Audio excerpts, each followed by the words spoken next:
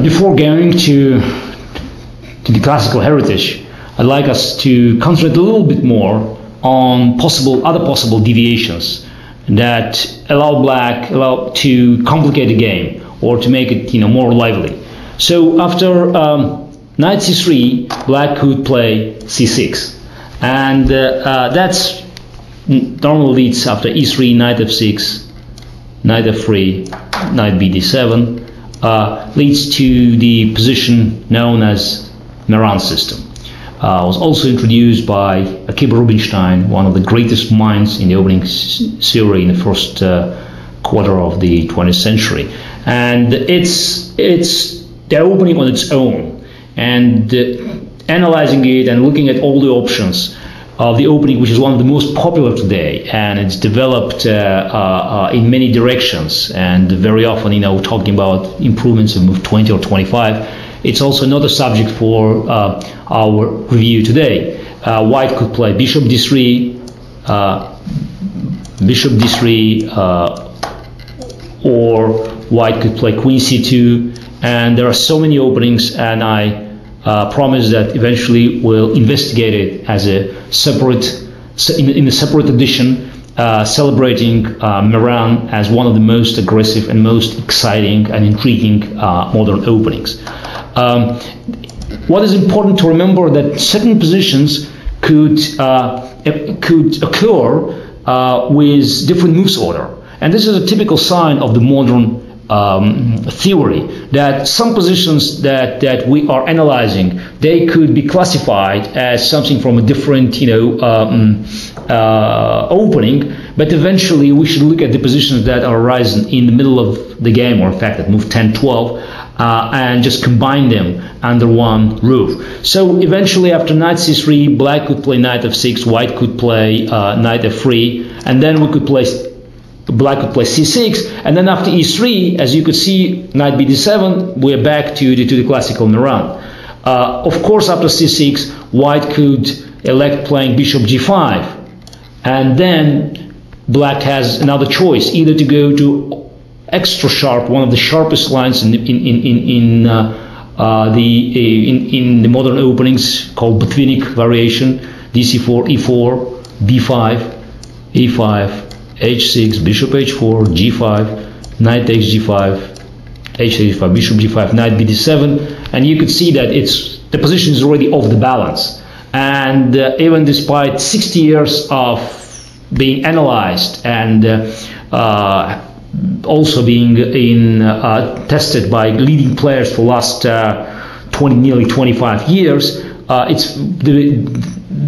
this opening couldn't guarantee a quiet and easy life, even for those who studied it very deeply. So far, there is no ultimate conclusion, and it gives a unique opportunity, even for the greatest players and for amateurs, of course with the help of the computer, to look for some improvements and practice this line with both colors.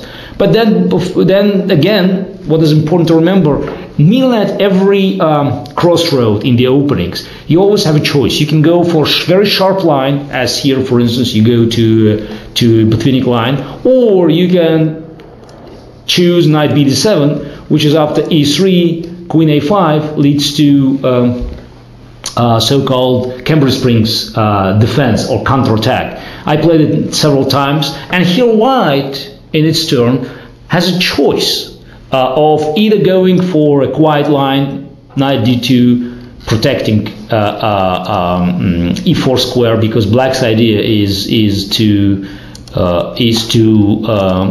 move the knight on e4, using the pin on the a5 e1 diagonal, and after knight d2, bishop b4, queen c2. That's another classical position. I could ask you to look at several games played in the famous match Alekhine Capablanca, where Alekhine took on c4 and played position with two bishops, but a little bit pressed by white, and he eventually succeeded in defending it. but eventually black was looking for some more aggressive options, and after queen c2 now ended up in playing castle. So you can look at several games that I played even recently, and again there is no ultimate conclusion, but it seems to me that black could hold. But white could go for very aggressive line, c takes d5, which I also played with white against Smyslov in my final candidate match in '84.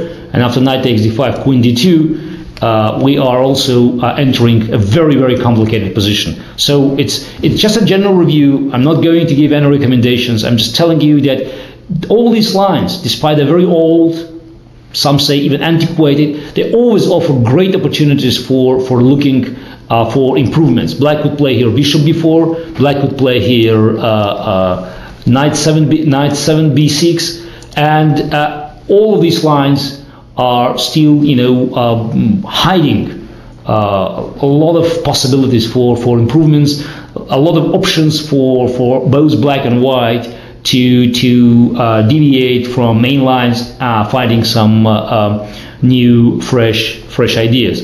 And instead of going with classical knight bd7 here, or ultra sharp between dc4, black could play h6. And here again, it's a crossroad for white, either to go for a so-called Moscow variation, taking on f6, queen f6, and now black has two bishops, but white has opportunity to play eventually e4 and controlling the center, having more space. Here white played queen c2, queen b3, e3, g3, so there are many options, even a3. And with all these options, white never succeeded in breaking black's defense. There are many games played, and still, up to the quality of your play. If you know how to play well with two bishops in a position with little space, you could be on the safe side. If you prefer more space and initiative, but considering that you're giving up two bishops, long-term advantage for opposition side, you could prefer white. I could also give recommendations to look at certain games. For instance, Alexei Dreyev is one of the greatest experts of this position, playing it with black, and he always succeeded in defending it. So sometimes white prefers to move the bishop on h4, but after dc4, e4, g5, bishop g3, and b5, now, unlike in Botvinnik's variation, white has to play without a pawn. And it's also a very entertaining line. I played this line more than 20 years ago against Mikhail Tal in Moscow Intrazono, but eventually it was promoted by players like Kalifman and later by Vladimir Kramnik, who succeeded in just producing new lines and new ideas for white. But again, we're entering unknown territory. There is no ultimate recipe for success. There is no recommendation that could give you a good initiative with white or a solid game with black. It's entirely up to you to analyze this massive information and coming up with your own conclusion. And computer, of course, will be of a great help. So we could look at all these different deviations. We could look at different moves order that lead at complicated positions. And before we eventually moving, as I was promised, to the classical King's Gambit, I should mention one more, which is after move knight f3, black could play bishop b4. And now it's a new type of the positions that